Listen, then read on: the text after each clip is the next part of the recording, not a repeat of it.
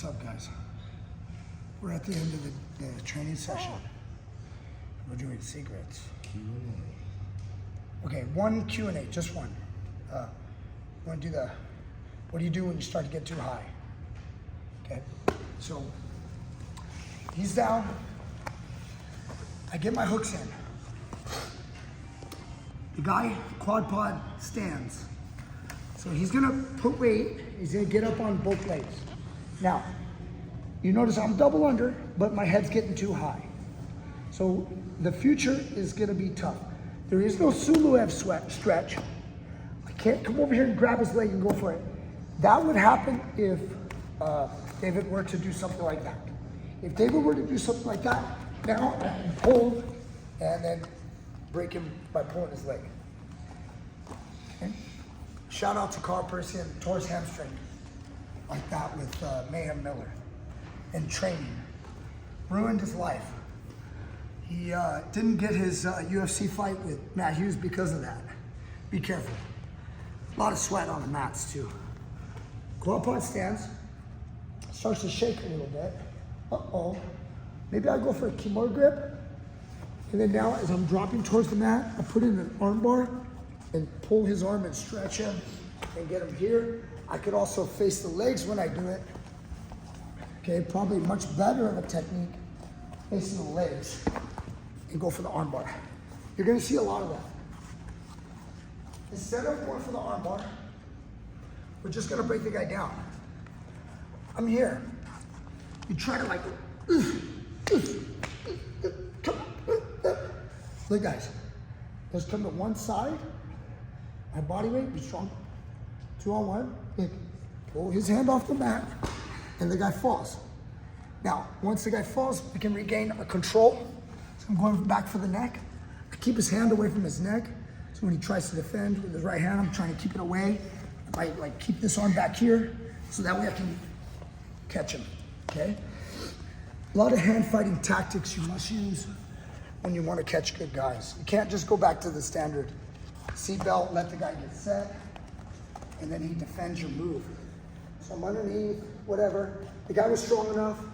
You're here. You're like, oh shit, he's gonna shake me off the top. Maybe eventually he's gonna grab my head and you're gonna fall off. That's what's gonna happen if you don't do something quick. So you can use the Kimura grip. We teach this in wrestling quite a bit.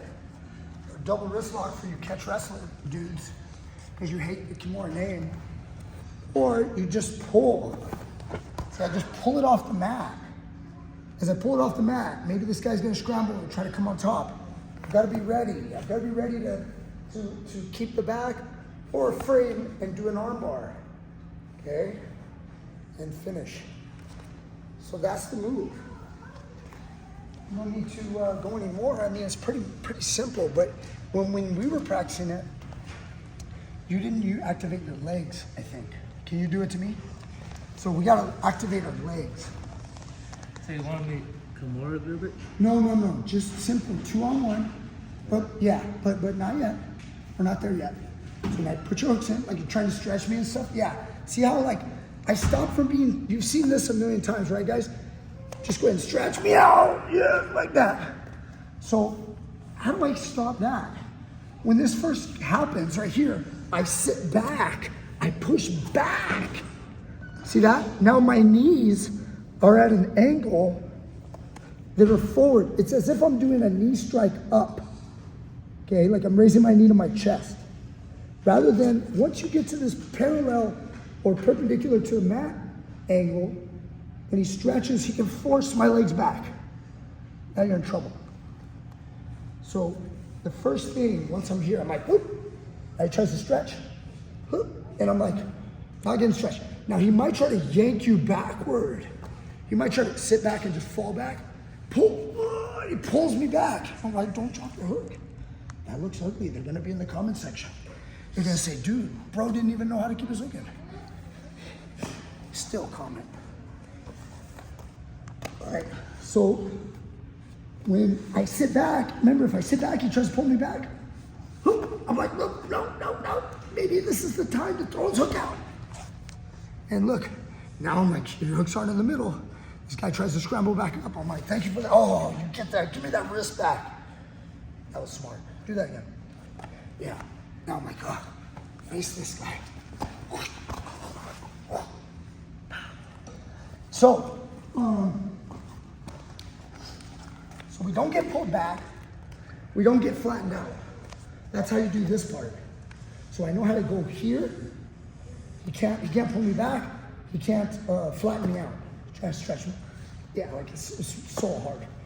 I rotate, see my leg up, rotate, walk hands back, but not too far, so he Sula stretches. Okay, go back. So I'm about right here. So I'm doing a good job. I'm shaking you off. Go 2-on-1 on the wrist.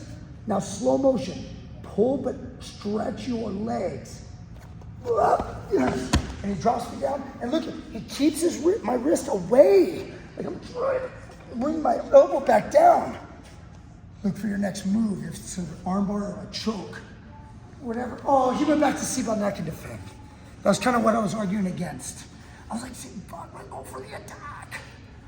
Yes, get that. Yes, now go. And I tap. Perfect. Okay. Guys, hope you enjoyed this lesson. I've had so many lessons on the channel. It's not like we've done everything. I get comments all the time about stuff we haven't done.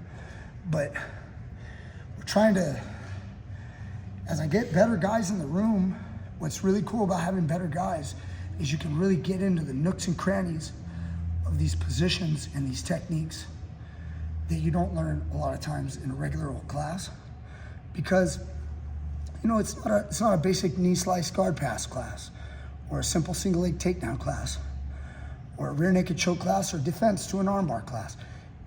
We're getting into this, like, what do you do when he does this, but he does that, and then you do this, and then he does that? Those questions come up when you are a little bit more advanced. They come up a lot, and sometimes this little thing can help you. So if it helps you, why haven't you pushed like? You need to push like.